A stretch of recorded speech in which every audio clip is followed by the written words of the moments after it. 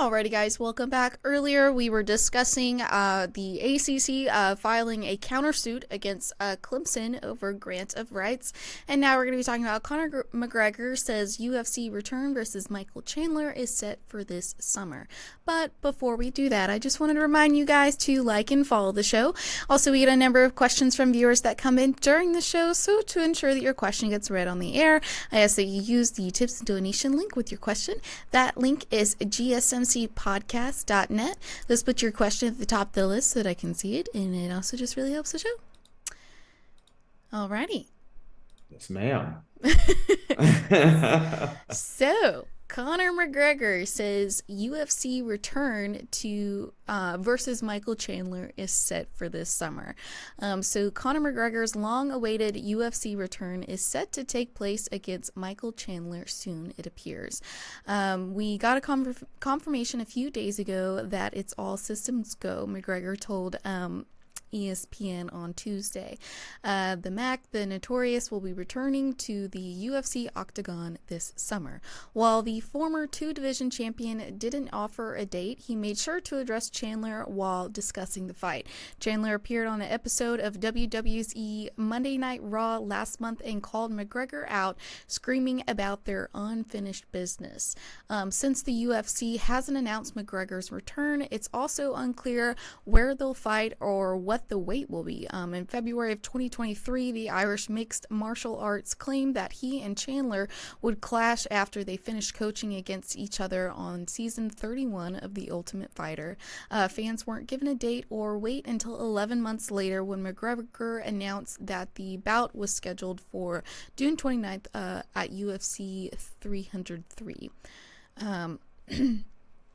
So McGregor initially said they would fight at 185 pounds, which wouldn't have been a normal weight for either opponent. McGregor competed from 145 to 170 pounds for most of his career. Chandler's average weight is closer to 155 pounds, but he expressed his willingness to bulk up for the fight. The 37-year-old last fought in 2022, a loss to Dustin Pedroia. Yeah. Dustin Pedroia, yes. Pedroia, yeah. Can't get that out to save my life today, is it? Okay. So, Okay.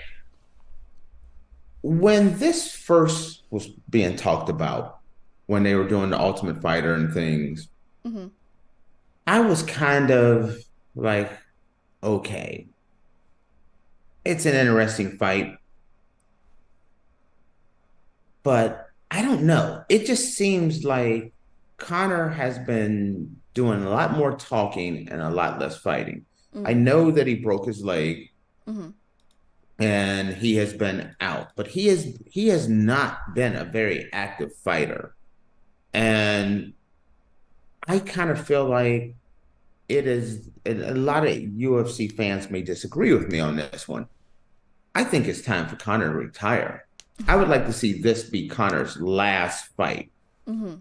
He hasn't really been an active fighter since before the Floyd Mayweather fight. Right. And it's kind of hard to be hungry to go to the gym when you made $50 million fighting Floyd Mayweather.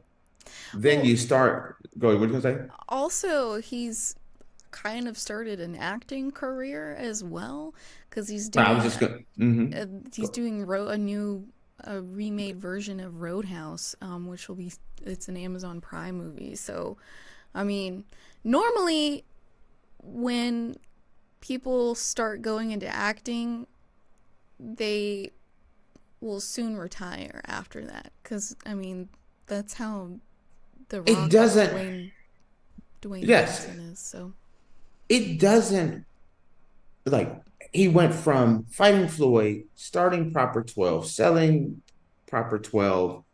He's traveling around the world. He's doing movies. He's doing mhm. everything but be a fighter. Yeah. And being a UFC fighter is not a part-time gig. Mm-mm. It's not like The Rock coming in, hey, I'm going to show up for WrestleMania. I got to get in shape. It's I like to call it, I don't call wrestling fake. I call it choreographed violence. Mm-hmm. scripted violence, Mm-hmm. but it's scripted. Mm-hmm. The UFC is not scripted. You can't be a part-time fighter. When you look around and you look at Conor's last few fights, whether it's the two losses to Dustin Pedroia, Khabib, the loss to Khabib, even all the way back to Nate Diaz, is it Nate or Nate? Nate Diaz. He hasn't been winning very much. Mm-hmm.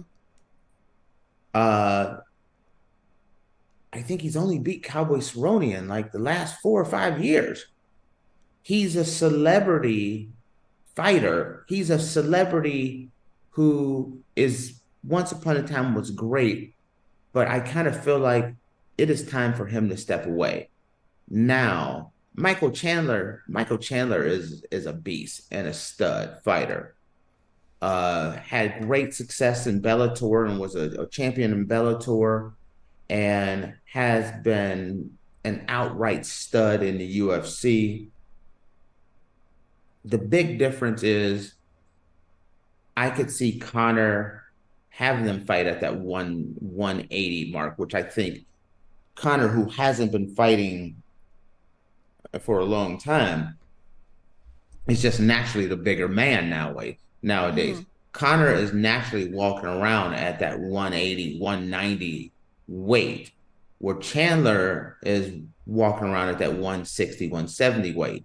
The weight does matter, but I don't see the activity in Conor McGregor as a good thing. Mm-hmm. It's a must see fight. I'm definitely gonna watch the fight. If you'd have asked me some years ago, I would have definitely taken Conor McGregor, Mm-hmm. even though just because McGregor's the taller, more craftier fighter, where you know Chandler's a lot more aggressive, very powerful, very strong. It would be a very interesting matchup. But now, with Conor being out for so long, with Conor having other distractions in the world, Mm-hmm. I don't really. I see this as Chandler's fight to win. I think Chandler's way more focused, way more dedicated. Chandler has pretty much said since the Ultimate Fighter, I'm not fighting until I get that McGregor fight. And he's only been focusing on Conor McGregor. Well, Mm-hmm. Conor's like, you know what? I got my Roadhouse movie. Mm-hmm. I got Proper 12. I'm doing this appearance. I'm doing this appearance. No offense, but I got a court case over here. I got a court case over here. Might got a little incident over here and there. Mm-hmm. There just seems like Conor has just gotten into a lot of distractions, which does not bode well for someone who is about to go into a ring. The other reason why it makes me wonder about this as well is this fight has been talked about for almost a year, over a year. Mm-hmm. The Ultimate Fighter was last year. And Chandler's been waiting on him. Okay, look, what about this date? What about this date? What about this date? UFC 300. Nope. Now it's going to be this summer. UFC 303. We don't know when it's going to be. Conor keeps slipping. Nothing has been locked in stone until I see the contract signed, them facing off, and Dana White saying the contract is the fight to go. Mm-hmm. You know that's I gonna can't happen. I don't know because Conor is not the same Conor as he once was, where it's like, hey, I'm ready to fight, let's go. Mm-hmm. I think it feels like Conor likes more of the limelight of people talking about him more than actually be doing the fight game. Mm. I'm going to leave it there because I know we have a little bit more to talk about Yeah. the UFC. Yes. So Moving on from that, the UFC reaches a settlement in antitrust lawsuits and agrees to pay out $335 million. So the TKA Group Holdings, parent company of UFC, has reached a settlement agreement in 2 antitrust lawsuits filed by former UFC fighters. The settlement, which was reached on March 13th, will see TKI Group pay out $335 million, according to an SEC filing. Zuffa, the press... Zuffa, you're right. Mm-hmm. Okay, the predecessor entity that owned and operated UFC was a defendant in 5 related case action lawsuits filed between December 14th and March of 2015, which were consolidated into a single action in June of 2015. An additional lawsuit, Johnson versus Zuffa, was filed in 2021. The lawsuits alleged Zuffa violated antitrust laws by paying UFC fighters far less than they were entitled to receive and eliminating or hurting other MMA promoters, according to Variety. UFC fighters Chung Lee, Nate Quarry, and John Fitch filed their initial complaint against Zuffa in federal court in California in December. Zuffa, excuse me. Mm-hmm. And federal court in California in December of 2014. That was subsequently joined by fighters Brandon Vera, Luis Javier Vasquez, and Kyle Kingsbury. On June 23, 2021, Kyan Johnson and CB Dalloway filed a proposed class action antitrust lawsuit against Zuffa and Endeavor, which similar allegations that UFC engaged in illegal anti-competitive action. Whew, that was a mouthful. And you didn't even have any of the hard names. When you start getting to some of the Brazilian fighters or some of the European fighters, you got to say Joanna Jędrzejczyk and Bejko Hea and Valentina Shevchenko and all of that. That's when you have some issues. This was interesting.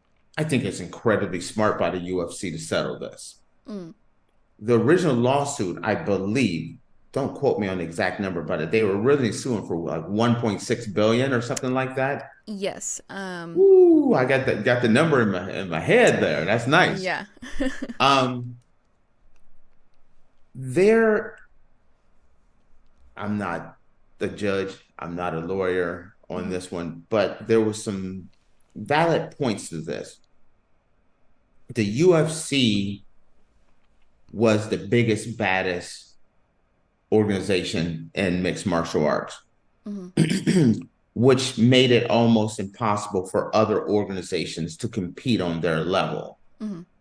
Bellator struggled. Eventually, they just got bought out by PFL. PFL's not on the level with the UFC. One Championship is not on the level with the UFC. And those are the big guys. Where you start talking about the little organizations like Panda Fighting and Legacy Fighting and things of that nature, those guys can't compete on that same level. And because of that, they are claiming that the UFC paid their fighters a lot less than they should have been paying them. I don't know if a judge would have ruled in favor of them either way, but all you need is one judge to say yes. And next thing you know, the UFC is writing a $1.6 billion check, if not larger. This lawsuit, this settlement encompasses over 1,000 fighters, doesn't it? I think it covered 1,200, approximately 1,200. Right. So for one check of $350 million, it takes out this entire lawsuit. It can never come back again. There's no judgment against the UFC for wrongdoing. And instead of them worrying about a $1.6 billion, they 355 million. They settle up with all those fighters.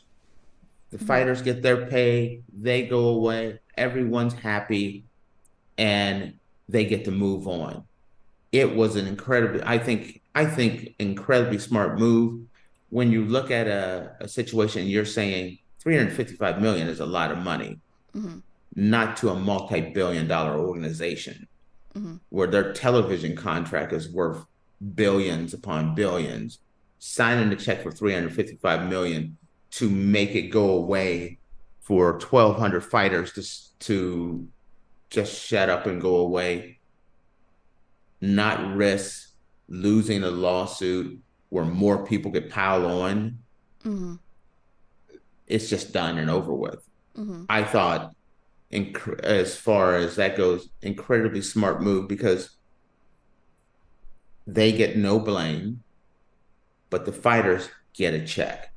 There's a lot of fighters that struggle, Mm-hmm. and now, they'll get something, Mm-hmm. and so this one's, I feel like it's a win-win. You figure of that 355 million, let's say 200 million is going to go to the fighters, 150 is going to go to the lawyers, but they'll get something, and that's a plus. Mm-hmm. So that's all I have on that one. I That's just wanted all to I have cover on that that one one. as well. Yeah. Fits within our segment. Well, I mean, So it's better than paying $1.6 billion, I guess. Good for them for trying to get out of that a little bit. uh, so Yeesh. all right. Yeah. All right, guys. Well, we're going to take a quick break, and when we come back, we're going to be discussing France's plan to start Victor Wembanyama, Joel Embiid, and Rudy Gobert for the 2024 Paris Olympics. So make sure you guys stick around.